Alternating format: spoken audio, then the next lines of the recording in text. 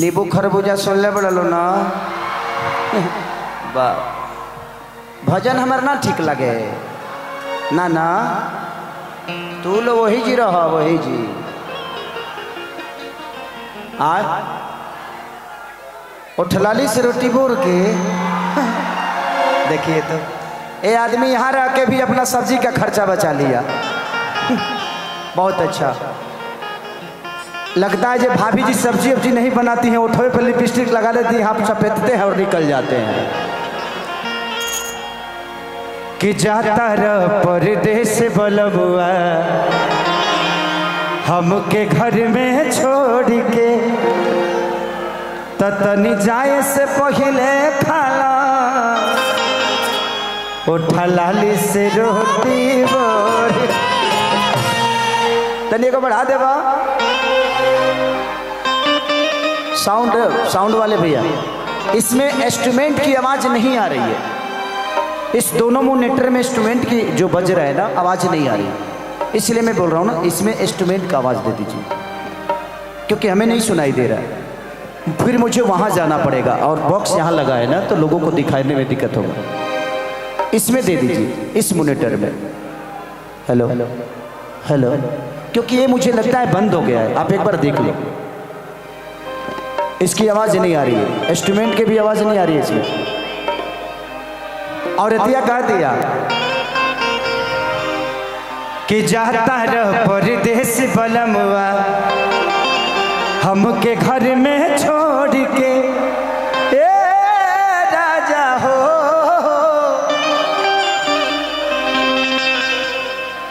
कि तहरा बिना जिंदगी तबाह भइल जाता हो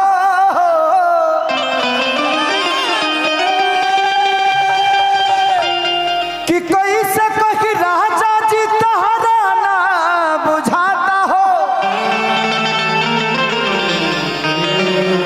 कि सपना अधूरा रह जाई होई ना पूरा हो दिल के दर्दिया से जिंदगी दुखाता हो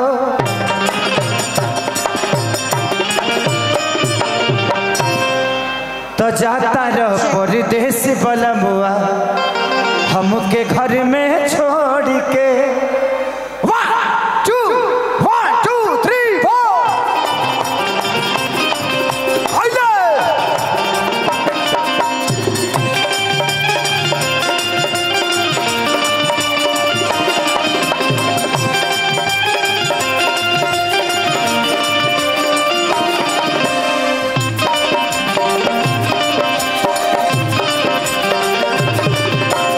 जाता रह परदेस बलमुआ हमके घर में छोड़ के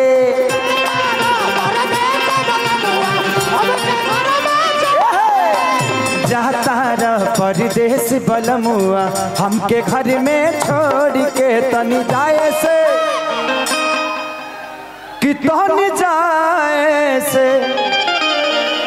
तनी जाए से पहले खाला उठलाली से रोटी बोर के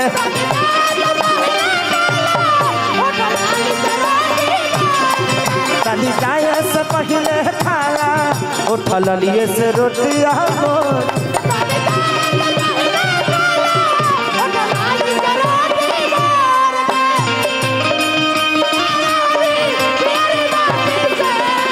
देवरा मोहन खोदे काटी से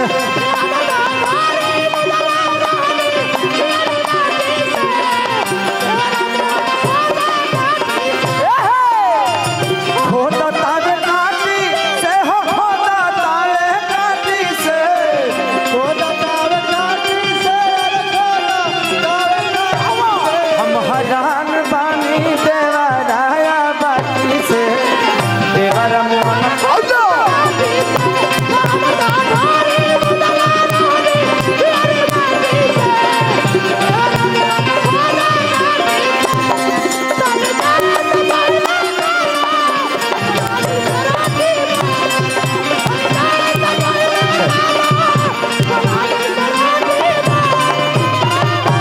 औरत ये कहती है कि सब्जी खैला से तहर देह दुबरा जाता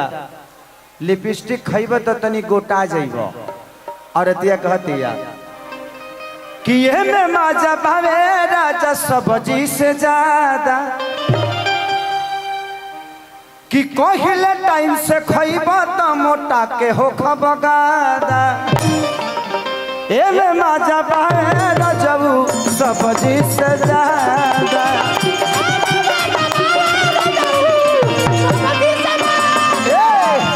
टाइम से खइबा त मोटा के हो खबगादा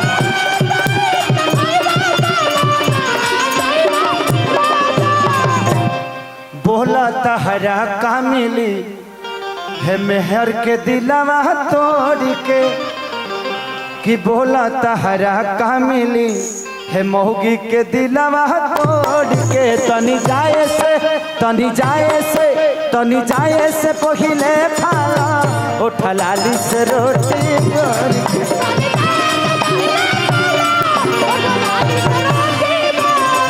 तनी जाए से पहिले खाला उठा लाली से रोटी बोरी के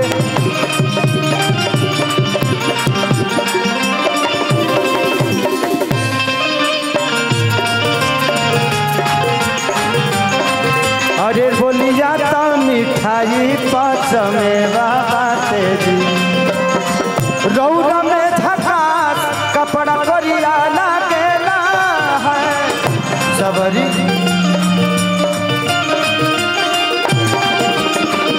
सवरिया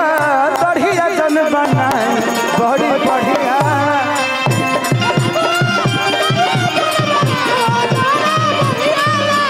कभी जाए से पहले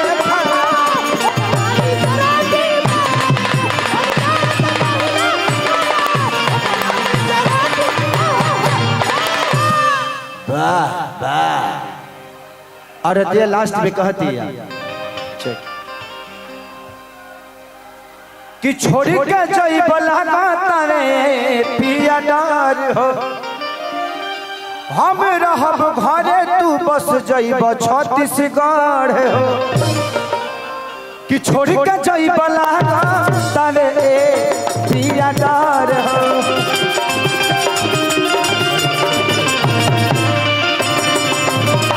हम तो रहब घरे तू बस जइब छत्तीसगढ़ हो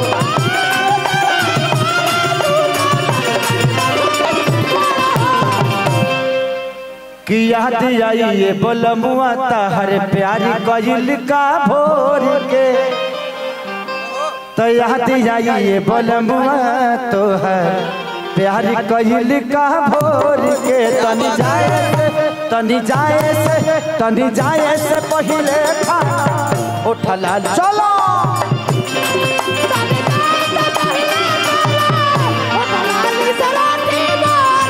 तनी जाए से पहले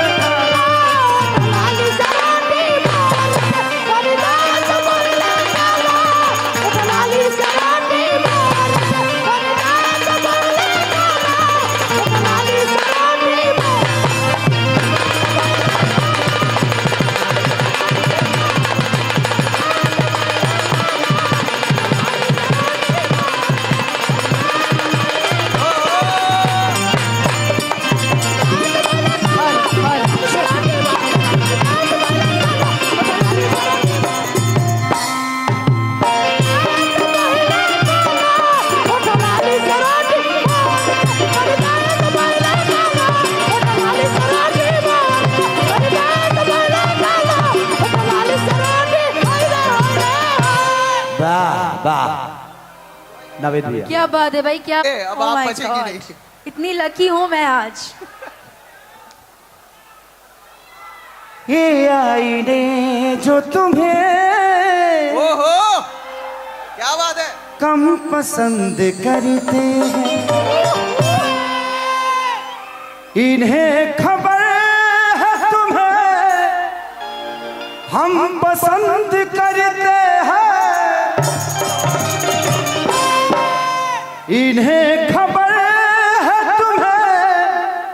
हम पसंद करते हैं